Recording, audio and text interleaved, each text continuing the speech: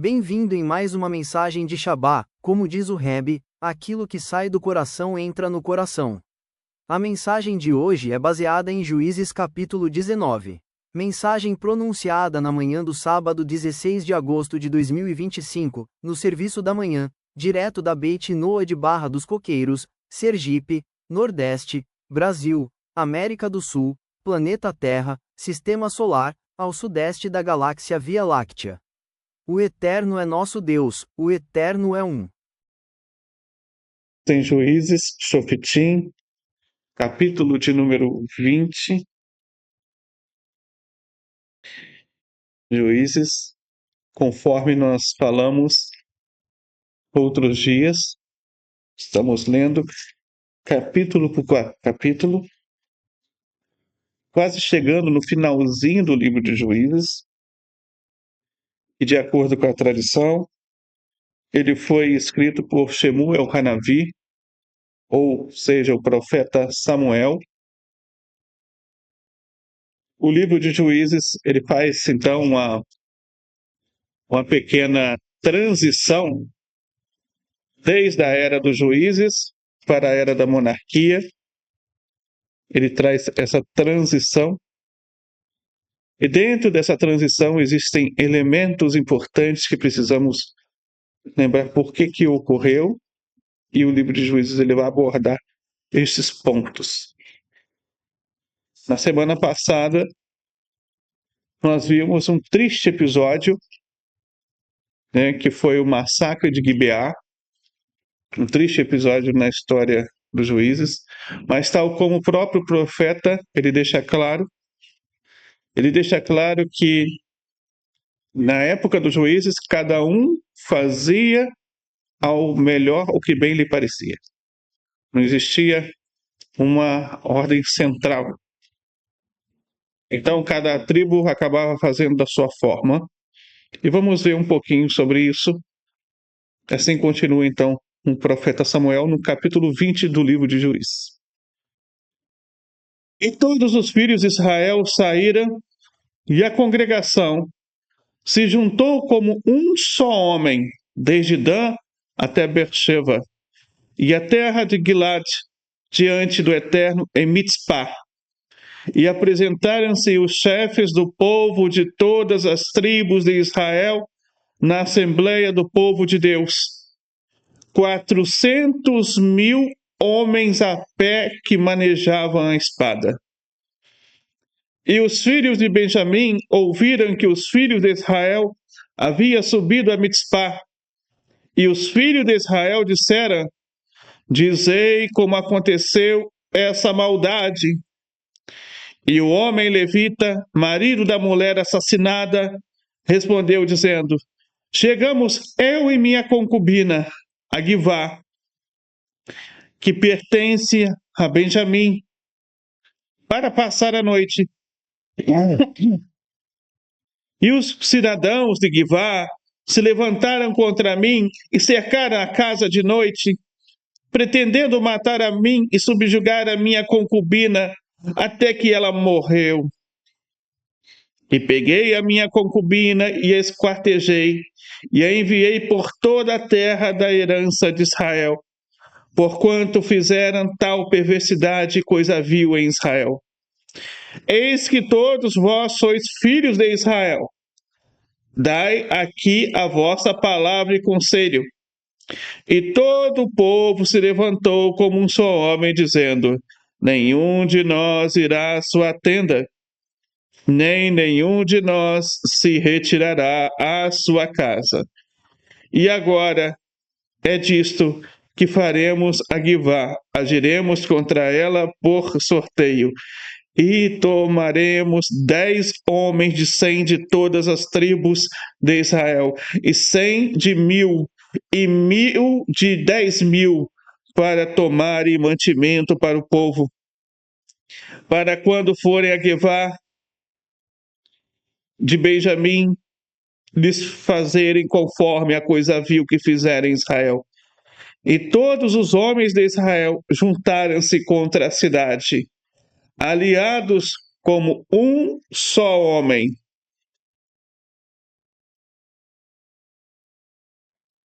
E as tribos de Israel enviaram homens por toda a tribo de Benjamim, dizendo: Que maldade é esta que se fez entre vós?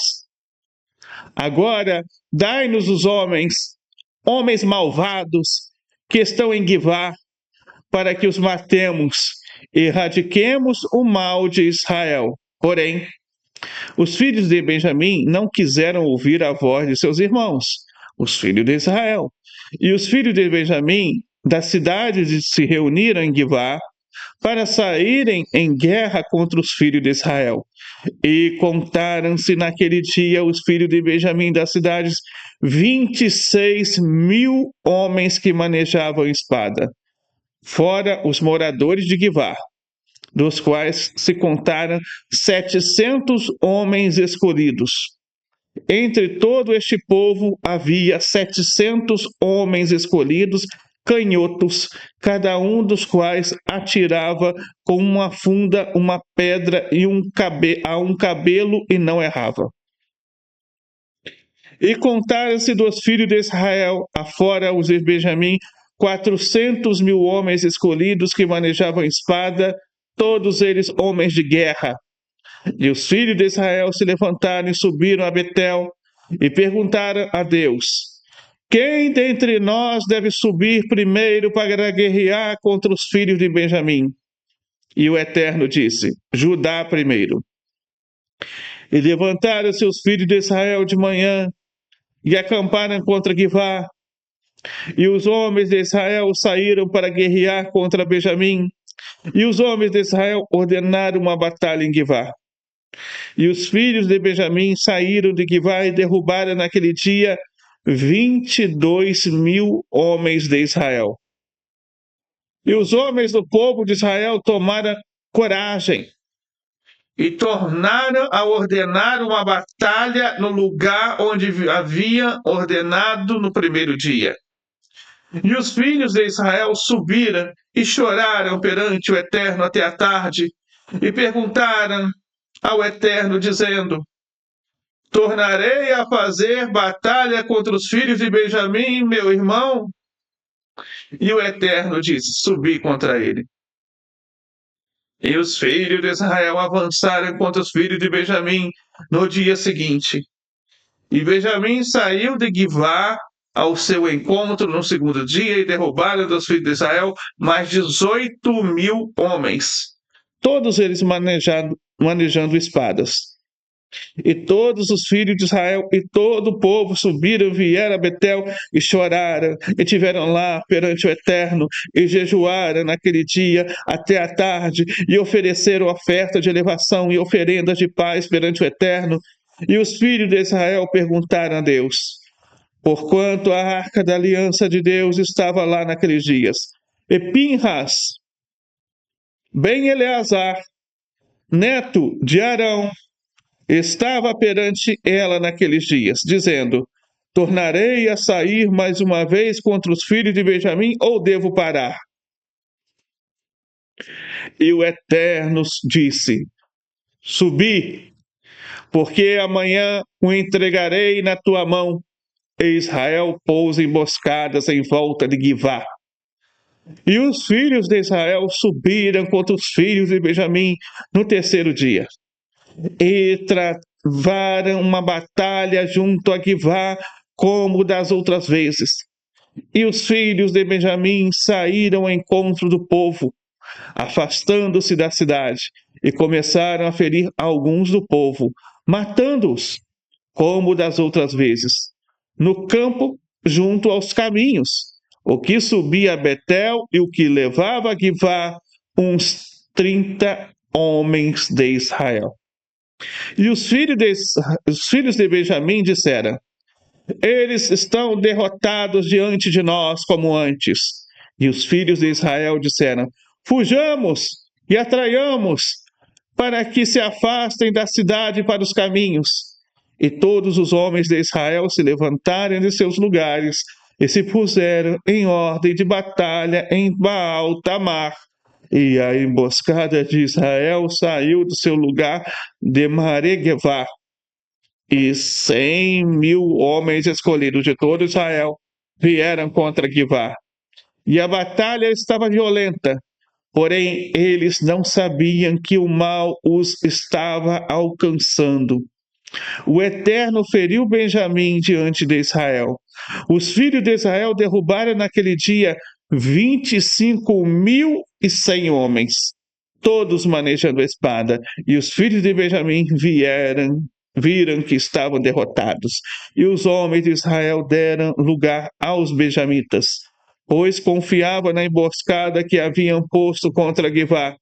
E a emboscada se apressou e se lançou contra Givá, e a emboscada atacou e feriu toda a cidade a fio de espada, pois os homens de Israel tinham um sinal pré-determinado com a emboscada, que era para levantar da cidade uma grande nuvem de fumaça.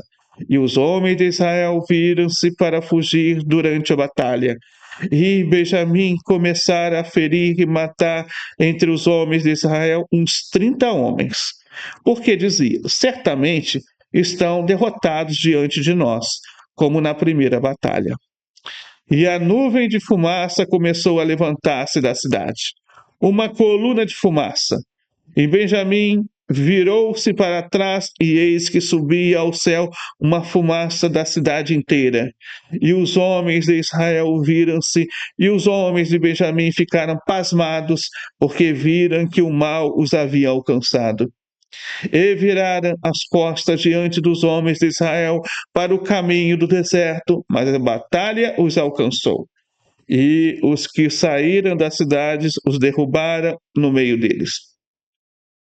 E cercaram Benjamim, e perseguiram e pisaram, sem dar folga, até diante de Givá ao leste.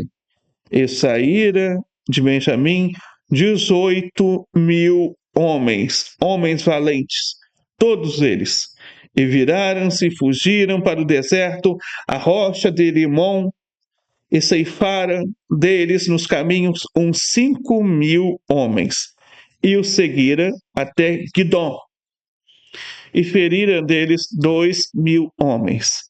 E todas as baixas de Benjamim naquele dia foram 25.000 homens espadeiros, todos eles homens valentes. E 600 homens viraram-se e fugiram para o deserto, a rocha de Rimon, e ficaram na rocha de Rimon por 4 meses. E os homens de Israel voltaram para os filhos de Benjamim e os feriram a fio de espada, desde os homens da cidade até os animais, e tudo que encontraram, todas as cidades que atingiram, queimaram a fogo. Baruch Hashem. Então, pessoal, estamos chegando, a mais um capítulo. E hoje eu quero destacar um versículo que não está aqui, mas está na leitura da Torá. E esse versículo, ele consegue reproduzir, todo esse contexto em apenas uma expressão. Está lá em Devarim, capítulo 16, versículo 20, Deuteronômio 16, 20. Justiça perseguiremos, para que vivamos e herdamos a terra.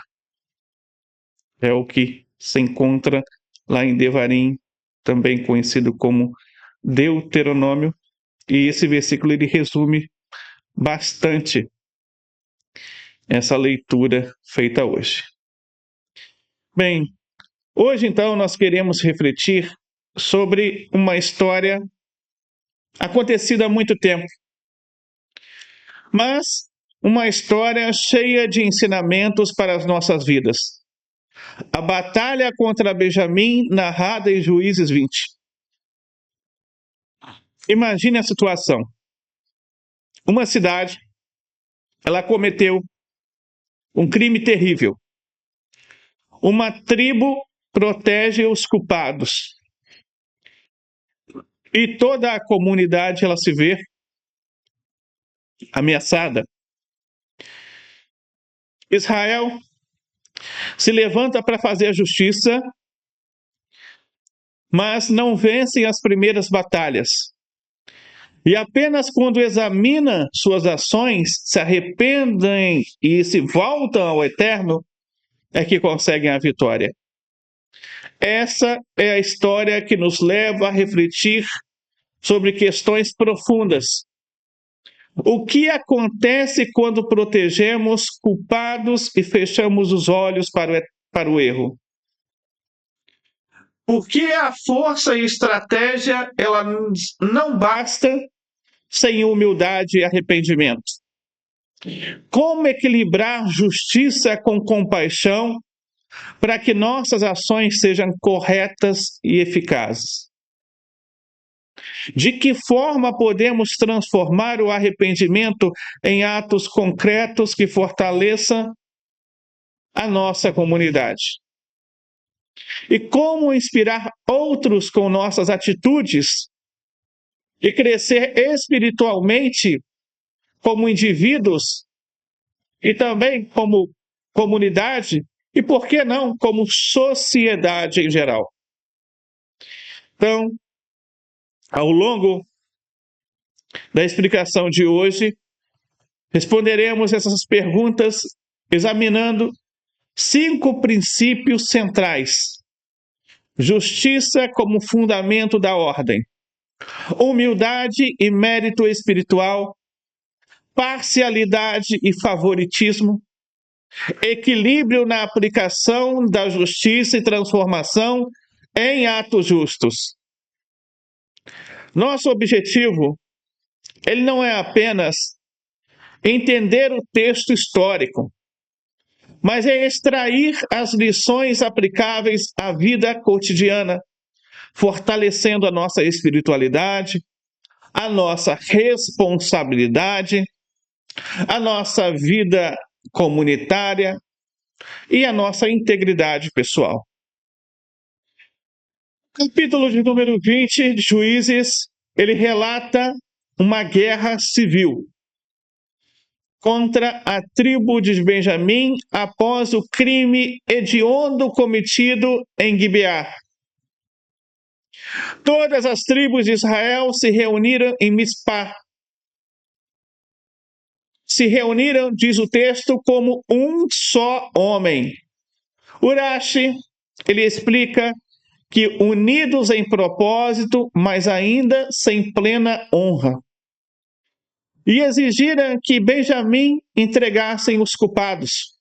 Porém, a tribo, ela preferiu proteger os criminosos por orgulho tribal, o que, segundo o Rambam, o Maimônides, lá em Lei de Reis, representa a falha em estabelecer a justiça.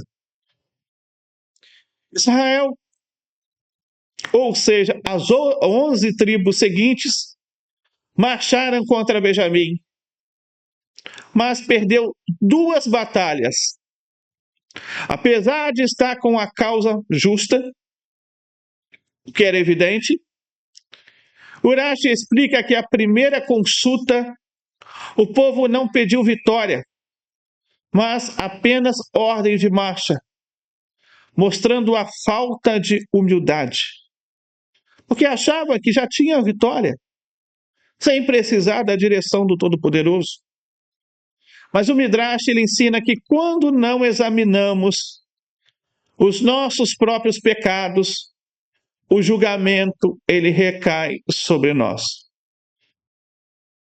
Só após um jejum, sacrifícios e súplica, Pinhas, como sacerdote, é que o Eterno lhes concedeu a vitória.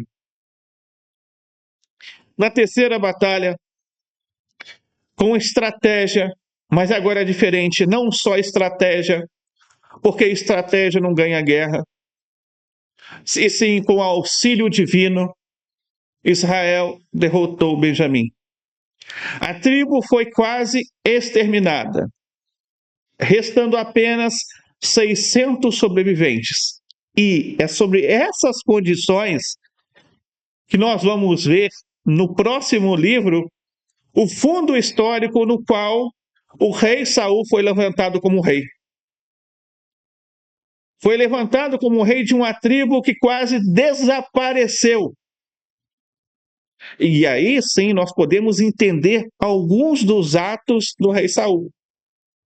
E sem esse fundo histórico, fica impossível entender realmente algumas atitudes de Shaul HaMelech, do grande rei Saul, que inclusive era um grande homem de Deus. Apesar das pessoas verem só os lados mais negativos, não os positivos dele, né? Mas precisamos entender que a Torá, o Taná, ele precisa ser interpretado à luz da transmissão oral. O Midrash, ele lamenta o excesso, então, de sangue fraterno derramado. Lembrando que até uma causa justa, ela pode ser conduzida de modo errado. Se a história de Juízes 20, ela nos mostra a tragédia da quase destruição de uma tribo inteira, ela também revela um princípio eterno. A sobrevivência de uma comunidade não depende apenas de exércitos ou de alianças, mas da fidelidade à justiça e à retidão. Não é só política que leva um país a ser um grande país, mas a espiritualidade do seu povo. E a verdade aqui central é que este capítulo ensina é que sem justiça não há paz. Sem humildade diante do Eterno não há vitória. E quando a sociedade protege criminosos como fez Benjamim, a corrupção corrói até as suas bases. Mas quando busca a justiça com pureza e dependência de Deus, encontra a redenção. Primeiramente, a justiça ela é o fundamento da ordem. A Escritura ela é clara em afirmar que a justiça é o eixo que sustenta a vida em comunidade. Justiça, justiça perseguirás. Deuteronômio capítulo 16, versículo 20. Então não é apenas uma ordem legal, mas também um princípio de sobrevivência nacional. É o livro de Levítico reforçando: não perverterás o julgamento, indicando que tanto a parcialidade em favor do pobre, quanto a complacência com o rico, com o poderoso, corrompe a balança do direito. O julgamento ele não pode ter lado. O julgamento ele deve ser um julgamento imparcial, sem pender a balança para um dos lados. Em Bereshit, capítulo 18, versículo 19, Gênesis 18, 19, o próprio Abraham, ele é escolhido por Deus justamente para praticar justiça e retidão, mostrando que o pacto abraâmico, ele se fundamenta na ética jurídica e na ética moral. Os profetas também ecoam essa exigência. Amós, ele clama para que corra o juízo como as águas. Lá no capítulo 5, versículo 24 de Amós. E Miqueias, no capítulo 6, versículo 8, diz que a vontade do Eterno é fazer justiça, amar a misericórdia e andar humildemente com o teu Deus. Então, assim, o Taná, ele estabelece que a paz verdadeira, ela não é mera ausência de guerra, mas é fruto de instituições justas e imparciais. A Mishnah, lá em Pirkei Avot, capítulo 1, na Mishnah número 18, ela ensina que o mundo se sustenta sobre o juízo, a verdade e a paz. Ou seja, sem juízo íntegro não há base para a verdade. Sem verdade não há paz duradoura. A ordem mundial segundo a tradição, não se apoia na força das armas,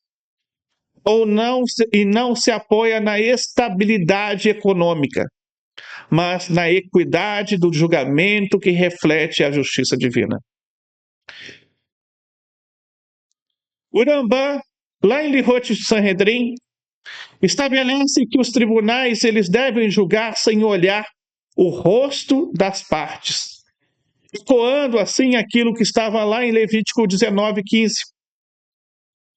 E em Lihot Melahim, capítulo 9, lá número 14, ele afirma que até mesmo nós, toda a humanidade, temos a direção de instituir e a obrigação de instituir tribunais eficazes. Isso significa que proteger criminosos ou fechar os olhos diante da corrupção não é apenas uma falha administrativa, mas uma violação direta da lei divina. É justamente esse o drama de Juízes 20. A tribo de Benjamim falha no primeiro princípio da aliança ao proteger os homens perversos de Gibeá, em nome da lealdade tribal. O zelo dos demais tribos por justiça estava alinhado com a Torá, mas a recusa de Benjamim entregar os culpados corroeu os fundamentos da unidade nacional e quase levou à extinção de uma tribo inteira. O texto, então, ele revela, portanto, que nenhuma comunidade pode sobreviver quando substitui a imparcialidade pelo corporativismo. Essa mesma dinâmica, ela se repete na nossa vida diária.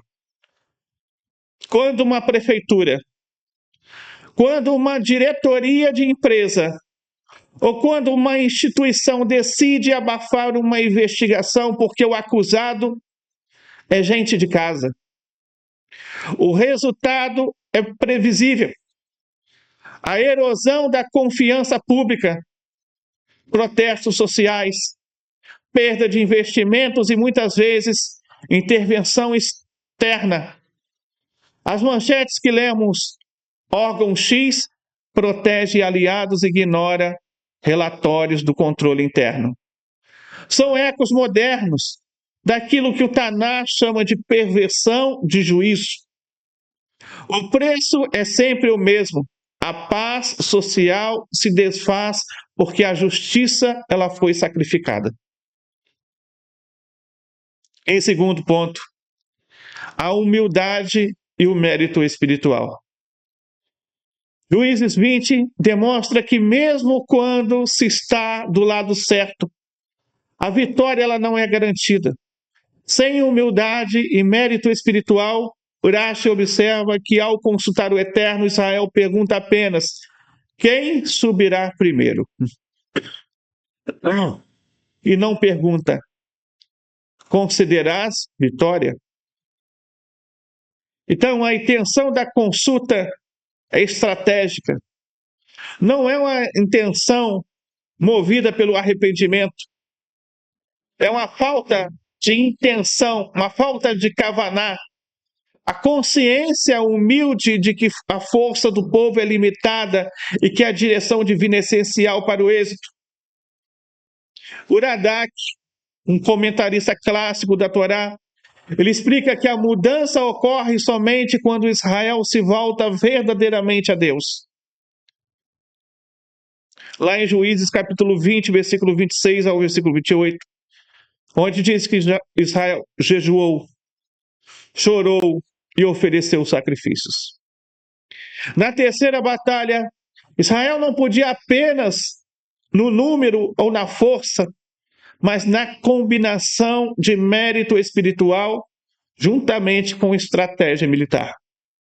E este princípio é reforçado pela Guemará, que afirma que a salvação não vem da espada, mas do mérito. Tratado Brahot 4a. E que diante de aflições é necessário examinar os juízes, ou seja, a integridade do sistema de liderança. Tratado Shabat, página 139a. O Zohar Kadosh, Sagrado Zohar, Ele cumprimenta então essa visão, ensinando que a verdade e a justiça e a paz estão interligadas. Onde a justiça é correta, a verdade ela é preservada.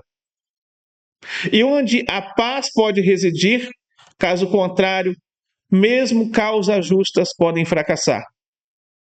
O Midrash ele reforça ainda que um zelo sem arrependimento, um zelo sem retorno a Deus, um zelo sem conectar o Todo-Poderoso, conduz inevitavelmente ao fracasso.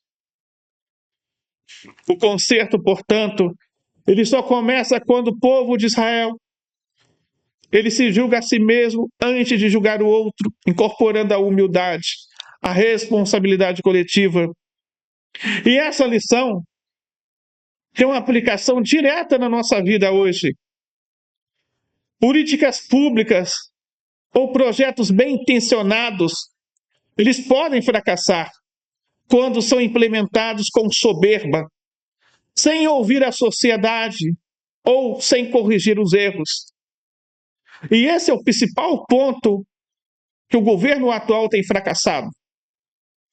Um órgão que ignora falhas e não presta contas enfrenta derrotas sucessivas. Críticas na opinião pública, ações judiciais ou até mesmo boicotes antes de alcançar o êxito. E só quando admite as falhas, ajusta procedimentos e age com transparência, o projeto finalmente ela atinge os objetivos desejados. Assim, Juízes 20 nos ensina que a vitória sem humildade e mérito espiritual é uma vitória efêmera e que a verdadeira força de qualquer empreendimento, seja militar, seja social, seja ético, reside na retidão e na consciência da dependência do Eterno. Terceiro lugar, a parcialidade, ela destrói a sociedade.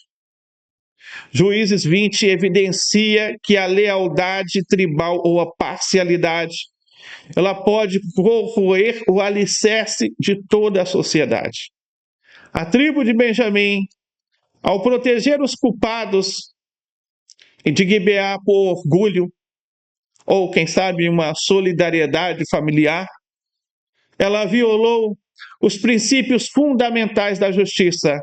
O Taná ele adverte claramente, lá em Levítico 19:15, não fareis injustiça no juízo, não favorecerás o pobre, nem honrarás o rico, e não perverterás o juízo, não farás acepção de pessoas, Deuteronômio capítulo 25, versículo 13 e 16. Então a imparcialidade ela é exigida para que a paz e a coesão social ela possam existir. Sem ela, o mal ele se espalha e destrói os vínculos.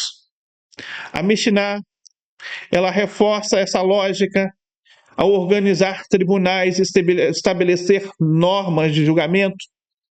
Uma vida é preciosa e deve ser protegida independentemente da tribo ou do status social. Sanedrim 1 e 4, 5.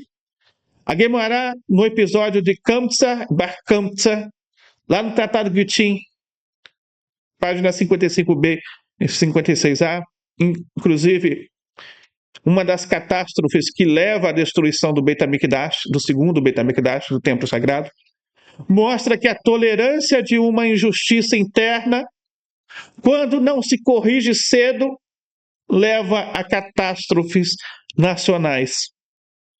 O Midrash ainda compara Gibeá a Sodoma, ilustrando que a normalização da violência, da corrupção transforma sociedades e tribos em espaços moralmente insustentáveis. A parcialidade de Benjamim, ela não só condenou a si mesma, mas também colocou todo Israel em risco. A guerra civil e a quase destruição da tribo mostra que o zelo cego por parentes ou aliados pode gerar conflito um conflito entre iguais e uma ruptura também social. Então, essa lição é facilmente observável na nossa vida também contemporânea. Quando instituições públicas, empresas ou até mesmo comunidades protegem interesses internos em detrimento de sua justiça, os efeitos são imediatos. Desconfiança pública, protestos, intervenções e prejuízos financeiros. Manchetes como "Departamento protege aliados e ignora denúncias" são exemplos modernos de como essa parcialidade ela pode corroer o tecido social. Então, Juízes 20, ela confirma que não basta você ter razão. É preciso agir com imparcialidade. É preciso agir com justiça, mesmo quando isso implica confrontar pessoas próximas ou estruturas poderosas. A manutenção de uma sociedade ética e funcional depende de tribunais justos, depende de aplicação imparcial da lei e depende também da coragem moral para enfrentar aqueles que cometem erros, independentemente de quais sejam esses erros. A mensagem aqui, então, é uma mensagem universal. Parcialidade destrói sociedades, enquanto justiça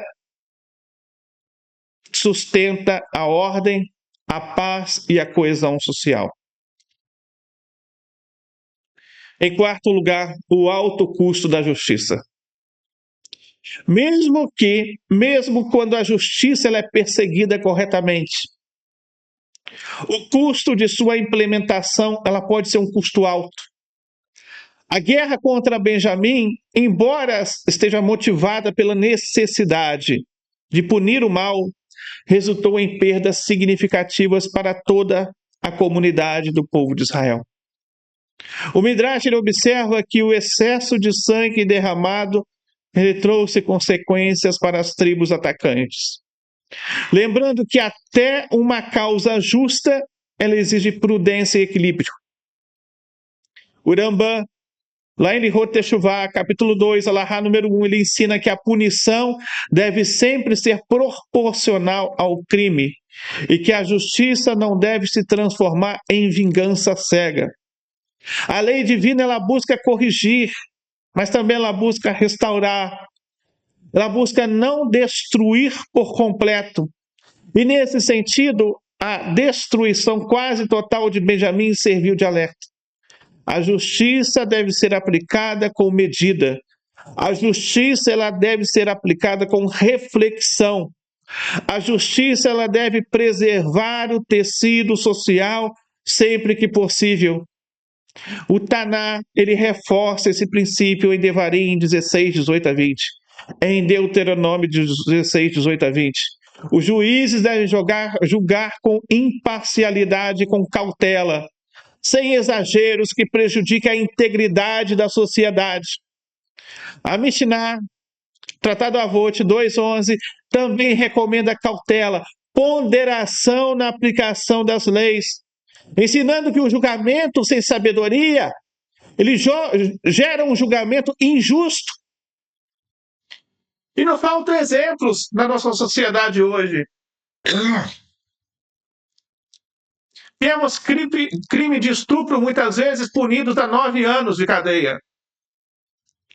Mas temos crimes de passar batom numa estátua, punidas a 18 anos de cadeia. Isso é justo? A força é desmedida. Intervenções policiais ou corporativas, muitas vezes até mesmo bem intencionadas, podem gerar efeitos adversos se aplicadas com rigidez externas, sem considerar os impactos colaterais. Um projeto social, muitas vezes, que pune todos os envolvidos por um erro de poucos, pode criar ressentimento, pode criar radicalização e retrocesso. O exagero na força só gera mais exagero na contraforça. Toda ação tem uma reação, e não é de hoje que falamos isso. E as manchetes muitas vezes relatam: excesso de rigor gera protestos e litígios. Refletem essa lição. A justiça ela deve buscar reparação e equilíbrio, não simplesmente a destruição do culpado. A força está desmedida na nossa sociedade. E Juízes 20 nos ensina que o cumprimento da justiça ele tem custo. E esse custo exige equilíbrio, exige prudência, exige compaixão.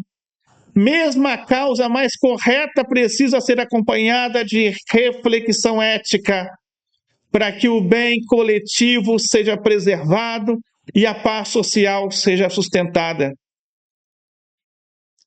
Quinto lugar, o dever de toda a sociedade. O nosso dever. O dever dos descendentes de Noé. O dever dos Benei Noa. Juízes 20, ela ilustra a justiça como não apenas um valor interno do povo judeu, mas é um princípio universal. E a falha da tribo de Benjamim em entregar os culpados evidencia o perigo de comunidades sem mecanismo justo de julgamento. A Guemará, no Tratado Sanedrim, página 56a, ensina que todos os povos têm obrigação de estabelecer tribunais e sistema de justiça, refletindo na universalidade das 7 leis de Noé, que incluem a proibição de assassinato, de roubo e de corrupção judicial. O Rambam, em Lei de Reis, capítulo 9, 14, ele reforça que nós devemos instituir tribunais capazes de julgar imparcialmente, punir criminosos, proteger inocentes. E isso mostra que a justiça ela não é apenas uma questão de moralidade individual, mas é uma estrutura. É uma estrutura social obrigatória para qualquer sociedade que queira prosperar. Sem tribunais efetivos e regras claras, o desrespeito à lei inevitavelmente leva à violência, à ruptura social, como exemplificado pela quase aniquilação da tribo de Benjamim. E essa lição, em nossa sociedade, em nossas escolas, em nossas empresas, em nossos governos, a criação de sistemas transparentes de resolução de conflitos evita a parcialidade, abuso de poder, impunidade. E um tribunal interno de empresa ou conselho comunitário que aplica essas regras como imparciais. Constrói, então, a confiança, evita crises prolongadas, enquanto a ausência de justiça institucional favorece o ressentimento, os protestos, os escândalos. Juízes 20, então, reforça que a justiça ela não é opcional. A justiça ela é obrigatória para a sobrevivência, para o bem-estar da sociedade. E nós, os Benei Noa, estamos inseridos na sociedade. Não tem como separar. O nosso mundo, ele não é um mundo do qual separado de todo mundo. O que acontece no mundo acontece conosco. E outra coisa que a Shem não quer que retirar ninguém do mundo, né? Isso aí é coisa de outra religião. Isso daí é outro segmento que ensina isso. A Shem deixa bem claro. O que ele deseja é construir um lar para Deus neste mundo aqui, no qual nós estamos vivendo. Vai ser aqui, então se acostume com aqui. Não vai ser outro lugar. Se acostume onde você está. É aí que tem que ser feita a diferença. É aí que você tem que transformar. É aí que você tem que influenciar positivamente. Então, Juízes 20, ele nos mostra que quando a justiça ela é ignorada, quando o orgulho e a parcialidade ela comandam tudo, toda a sociedade ela sofre.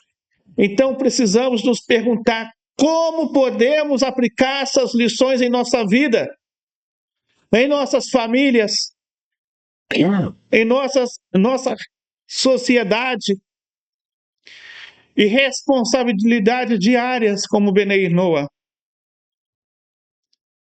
Juízes 20, ele nos mostra uma história triste, mas ao mesmo tempo cheio de ensinamentos. Um crime terrível em Gibeá quase destrói toda a tribo de Benjamim.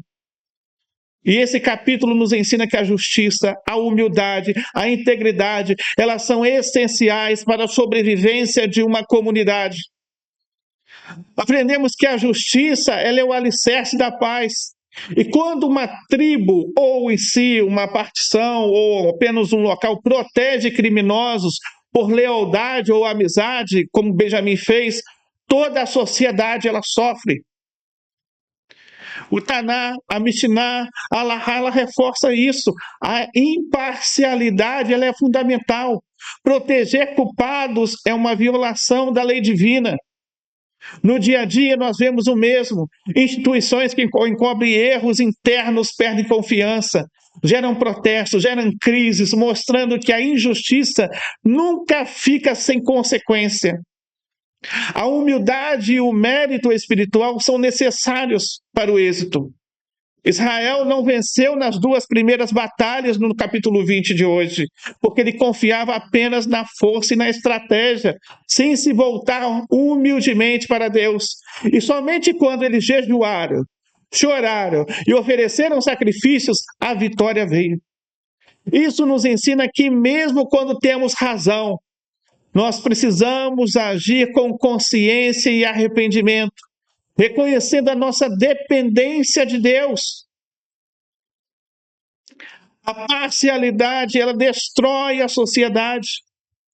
O favoritismo, sem olhar para o certo ou para o errado, leva ao conflito interno.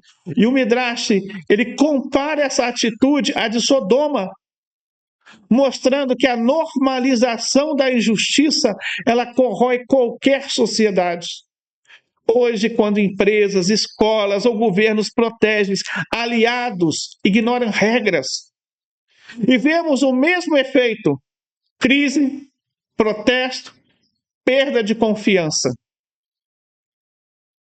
São reações a um desequilíbrio moral e espiritual dentro da sociedade. E nós, como Benei Noa, não temos como fechar os olhos para isso. A guerra contra Benjamim, ela mostra que até a causa certa pode trazer dor. Até a causa certa pode trazer percas. E a Torá ela ensina que a punição ela deve ser proporcional, planejada, evitando exageros que prejudiquem a comunidade. Então, no cotidiano, ações punitivas exageradas em organizações, em instituições, elas podem gerar mais problemas do que soluções se não houver cuidado e reflexão. Nós temos o dever de manter regras justas, de instituir e influenciar sistemas de justiça imparciais, garantindo que a sociedade viva em paz e segurança.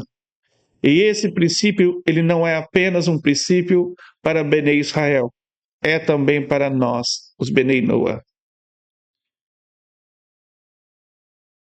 Então, Juízes 20, ele nos ensina que a justiça, e sem justiça, não há paz. Sem humildade, não há vitória. Sem responsabilidade coletiva, não há uma sociedade saudável. E esses princípios são tão válidos hoje, quanto era na época dos juízes, guiando-nos a agir com integridade, com coragem, com consciência espiritual em nossas vidas, em nossas famílias e em nossa sociedade. Então, Juízes 20 nos apresenta uma série de falhas humanas e coletivas que quase levam à destruição de uma tribo inteira, mostrando de forma clara os caminhos de correção. Os culpados de Gibeá por lealdade familiar, ignorando a gravidade do crime. Essa ação mostra que quando privilégios pessoais se sobrepõem à lei, toda a sociedade ela é ameaçada. A correção ela é evidente. As outras tribos se unem para exigir julgamento imparcial, mostrando que a justiça ela deve sempre prevalecer sobre o favoritismo. O segundo erro que nós encontramos aqui, e que pode ser um erro que muitas pessoas cometem, é o orgulho. A falta de humildade espiritual. No texto nós vemos que as 11 tribos, elas confiavam apenas na sua própria força, na estratégia de das suas duas primeiras batalhas, sem reconhecer a orientação divina para isso. Então essa confiança unilateral, ela levou à derrota. A correção, ela veio quando o povo jejuou, quando o povo chorou, quando o povo ofereceu o sacrifício, lembrando que a vitória depende da humildade diante do Eterno e do mérito espiritual, e não apenas do nosso esforço humano. Um bom exército pode ser eficaz, mas um bom exército não ganha uma guerra. Exércitos treinados de forma fantástica já perderam guerras. E continuarão perdendo guerras em vários lugares. Sem espiritualidade, sem Hashem no controle, não se ganha uma guerra. A sua boa técnica pode te levar longe, mas a sua boa técnica não garante o seu sucesso.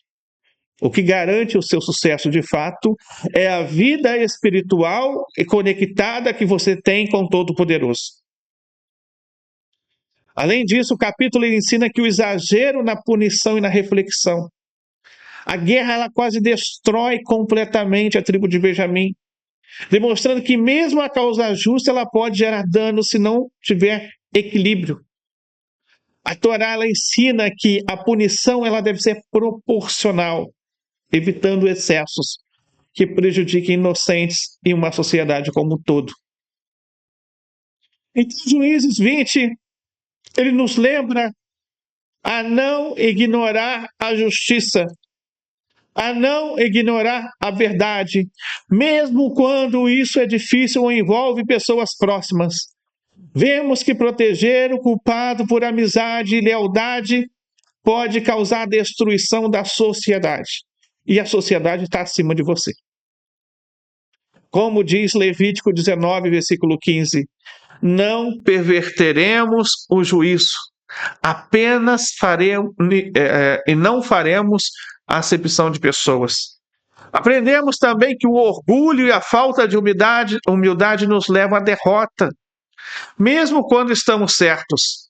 Israel, ela perde nas primeiras batalhas porque confia apenas na força, como vemos no texto.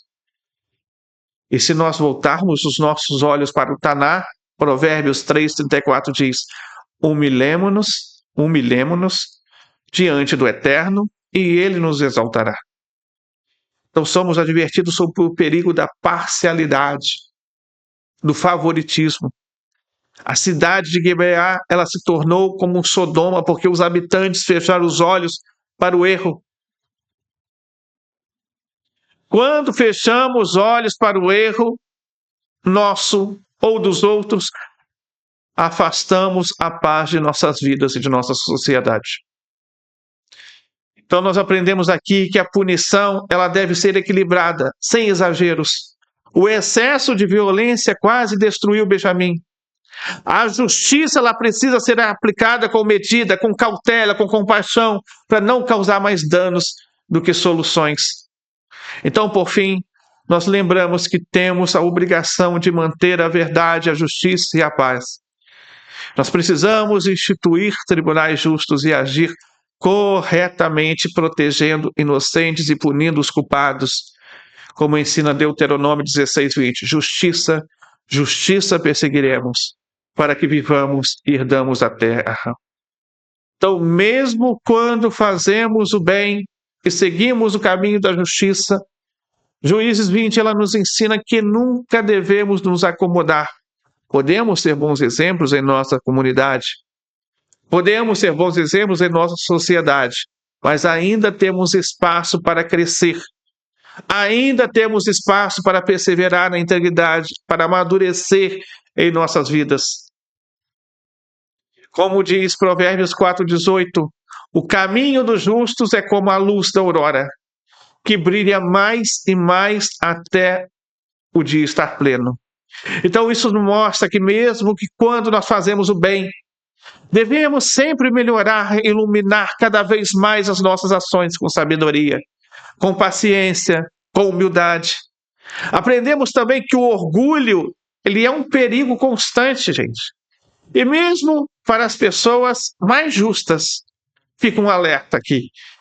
Quem já domina a virtude pode cair se não examinar diariamente seus pensamentos e suas intenções. Portanto, nós precisamos fazer uma autoanálise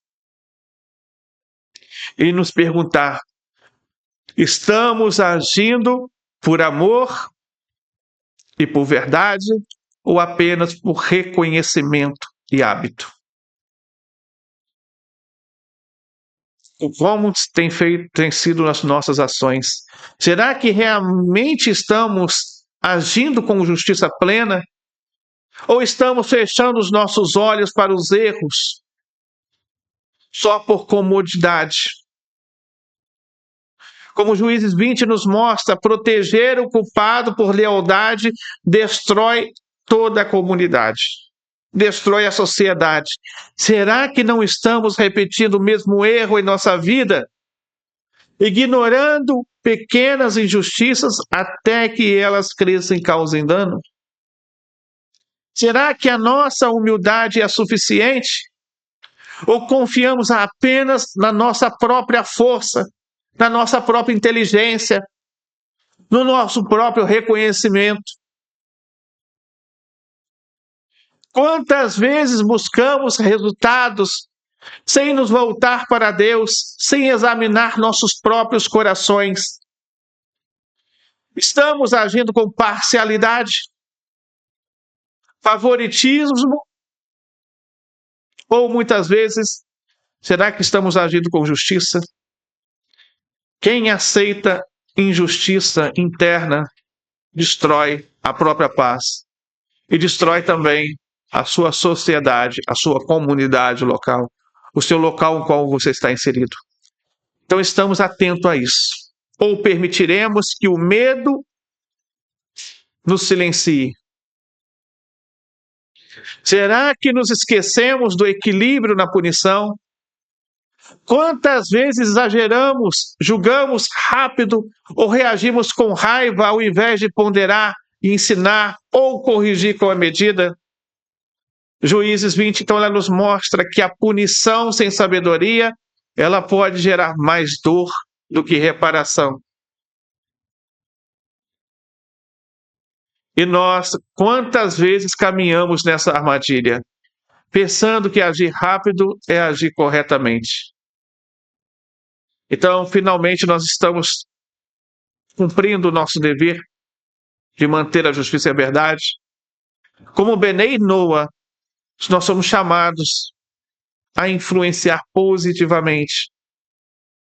Será que nós estamos negligenciando essa responsabilidade em nossa sociedade, em nossa família, em nosso círculo de influência? Ou deixamos que a omissão e a preguiça elas corroam o bem que já construímos? Se respondemos honestamente, nós vemos que há sempre espaço para correção em nossa vida. Quem já pratica a virtude deve examinar-se diariamente, pois o orgulho e a complacência elas podem apagar até a luz mais brilhante. Então hoje nós precisamos nos perguntar: quantas vezes fechamos os olhos para os erros? Quantas vezes ignoramos pequenas injustiças? Quantas vezes confiamos demais em nossa própria força? É tempo de nos voltarmos ao eterno com sinceridade e com humildade. Precisamos reconhecer as nossas falhas e corrigir nossos caminhos. Quando o justo percebe suas falhas, ele se corrige. Quem fecha os olhos para si mesmo destrói seu próprio mérito. Devemos reconsiderar nossas atitudes. Proteger culpados ou favorecer por comodidade, esquecendo a justiça, é algo errado. Agir com orgulho, confiando apenas em sua própria força, sem consultar o Eterno, é algo errado. Permitir a parcialidade ou a injustiça, mesmo com pequenas decisões suas, é algo errado. Exagerar na punição ou agir sem equilíbrio, causando mais mal do que bem, é algo errado. Negligenciar o nosso dever em manter a verdade e a paz, deixando a omissão enfraquecer a sociedade, é algo errado. A humildade e a integridade, elas são essenciais para a sua vida. Elas são essenciais na comunidade, na sociedade, para o seu crescimento espiritual. Então, ao analisarmos os erros cometidos, nós aprendemos que não basta apenas reconhecer o que está errado, devemos transformar arrependimento e consciência moral em ações mais concretas. Por isso, Levítico 19:15 diz: não perverta a justiça, não faça acepção de pessoas. Estamos protegendo culpados. Nós devemos agir com imparcialidade, confrontar os erros, apoiar pessoas que realmente merecem nosso apoio, mesmo com pequenas ações, corrigir comportamentos errados e, claro, influenciar positivamente e não negativamente. Como Benei Noa, nós temos a responsabilidade. Justiça, justiça perseguiremos, mas que vivamos e herdamos a terra. Então, aplicamos a isso claramente regras claras para resolver os conflitos. Garantir que a punição e a correção seja proporcional, equilibrar a nossa firmeza, equilibrar a nossa compaixão, desenvolver humildade e uma consciência contínua. Israel, como nós vimos no capítulo 20, nas 2 primeiras batalhas, acabou não saindo com sucesso. Na terceira conseguiu sucesso. Provérbios capítulo 4, versículo 18 diz: o caminho dos justos é como a luz da aurora, que brilha mais e mais até o dia estar pleno.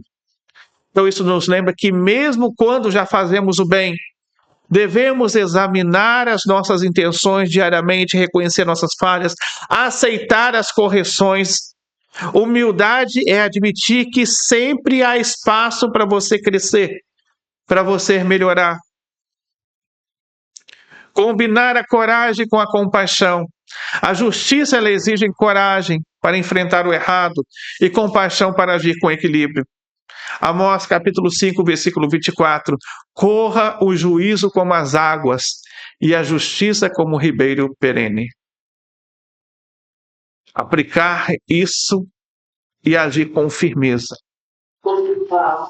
Mas também ponderando as consequências e os exageros ou as vinganças apenas criam mais dor. Então devemos equilibrar a nossa ação com sabedoria. Garantir que a justiça ela não se transforme em uma destruição. Inspire outros pelo seu exemplo. Provérbios 3:27 diz: não retenhas o bem de quem tem direito, estando teu poder fazê-lo. Então, cada ato seu justo, cada correção sua pessoal, cada iniciativa sua com ética, ela serve de luz para a sociedade. Então, devemos demonstrar que o arrependimento, a consciência moral, elas não são apenas conceitos, mas também atitudes diárias que fortalecem toda a sociedade. Então, ao fazer o bem conscientemente, inspiramos outros a agir de forma ética. criando um ciclo de justiça e de integridade. Como que você pode influenciar as outras pessoas? Faça o bem. Faça o bem na sua sociedade. Faça o bem onde você está inserido. Provérbios 24:16 diz: quando o justo cai, ele se levanta, e o Eterno sustém todos os seus caminhos. Ou seja, mesmo quando falhamos, nós temos a oportunidade de nos reerguer, de fazer o bem de forma consciente e madura. Então a chave está em examinar o seu coração, agir com justiça, com humildade, com coragem, e inspirar outros com suas ações. Então, concluindo, nós aprendemos que justiça e verdade sempre devem guiar as nossas ações. Que a humildade e o arrependimento devem fortalecer a nossa vitória. Que a parcialidade e o favoritismo devem... que a parcialidade ela corrói a sociedade, corrói a alma. E que o equilíbrio entre firmeza e compaixão ele é essencial para a justiça. Então, transformar a consciência em atos concretos nos aproxima do eterno e da paz. Que possamos, portanto, examinar nossas falhas, corrigir caminhos e transformar arrependimento em atos de bondade e justiça, fortalecer a nossa sociedade, nossa espiritualidade e o nosso compromisso com a verdade e com o bem. Baruch Hashem.